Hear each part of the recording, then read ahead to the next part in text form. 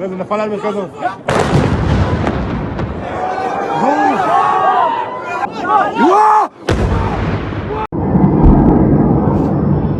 ইরানের সর্বোচ্চ নেতা আয়াতুল্লাহ আলী খামেনি এবং প্রতিরক্ষা মন্ত্রীসহ শীর্ষ সামরিক কমান্ডারের নিহত হওয়ার পরও দমে যায়নি ইরানের ইসলামী বিপ্লবী গার্ড বাহিনী। দ্য টাইমস অফ ইসরায়েল জানিয়েছে, ইরান নতুন করে মিসাইল ছুড়েছে। সাইপ্রাসেও ক্ষেপণাস্ত্র হামলা চালিয়েছে দেশটির বাহিনী। হামলা অব্যাহত রেখেছে ইসরায়েল ও যুক্তরাষ্ট্রের যৌথ বাহিনী। ইরানের পশ্চিমাঞ্চলীয় শহর মেহরানের একটি রেজিমেন্টের সদর দপ্তরে করা হামলায় 43 সেনা নিহত হয়েছেন। ইরানের উপর প্রায় 1200টি বোমা ফেলা হয়েছে। এতে ইরানের বিমান প্রতিরক্ষা ব্যবস্থা কার্যত ভেঙে পড়েছে বলে দাবি করা হলেও ইরানের পাল্টা হামলা অব্যাহত রয়েছে।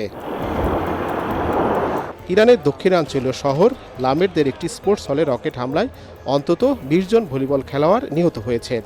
ইরানের ইসলামী বিপ্লবী গার্ড বাহিনীর সদর দপ্তর ধ্বংস করা হয়েছে বলে দাবি করেছে মার্কিন সামরিক বাহিনী। যুক্তরাষ্ট্র ও ইসরায়েলের সাথে ইরানের বিরুদ্ধে যুদ্ধে এবার পরোক্ষভাবে যুক্ত হয়েছে যুক্তরাজ্য।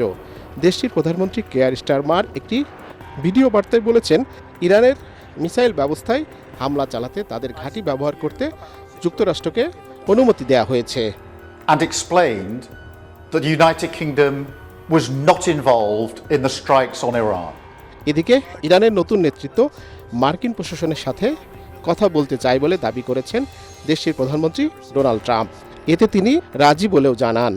We have hit hundreds of targets in Iran, including Revolutionary Guard facilities.